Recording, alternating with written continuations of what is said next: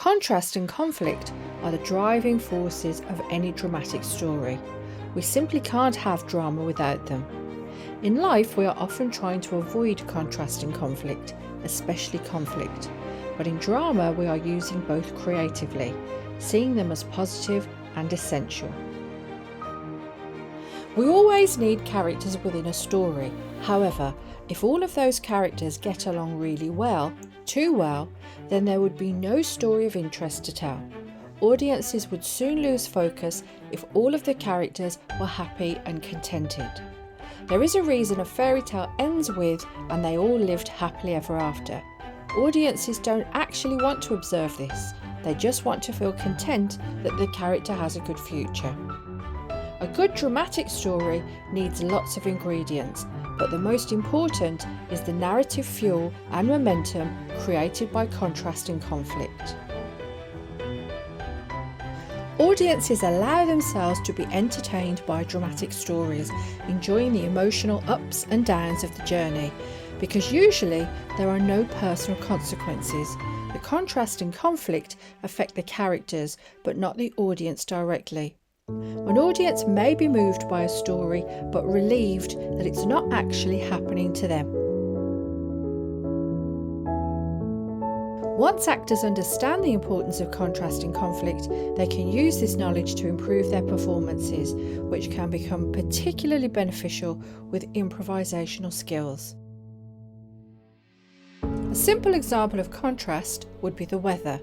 One minute it may be sunny, and in contrast to the next minute pouring down with rain. Contrast in a dramatic context simply means when elements go against each other, they juxtapose and are strikingly different. We can find examples of contrast throughout all good stories and throughout all elements of storytelling.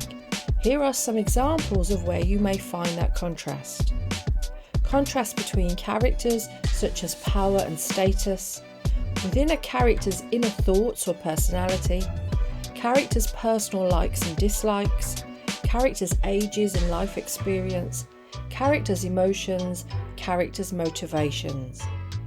Contrast in story structure can be found within scenes and in between scenes, such as an upbeat scene followed by a tragic scene, use of contrasting language and dialogue, and differences in narrative pacing. Contrast can also be found in staging or cinematic production in the form of mise en scène, with contrast found in levels of staging, visual distance between characters, use of lighting, locations, music, costume, set and scenery. Contrast keeps the audience interested and stimulated. Conflict does not have to represent an outright war between characters. It can actually evolve from contrast. But it does mean disagreements, ranging from the smallest to the largest of problems, which can be resolved quickly in the story or last for a long period of time. Here are some examples of where you might find conflict in a plot. A theft, a misunderstanding, a love triangle, unrequited love, revenge, murder, jealousy, a desire for power, changing status, lies, differences in belief, war, mistaken identity, rich and poor. However, like with all good things, too much of anything is not a great idea. Too much contrast and conflict in a plot can exhaust the audience, especially if they feel there is no hope or solution in sight for the characters.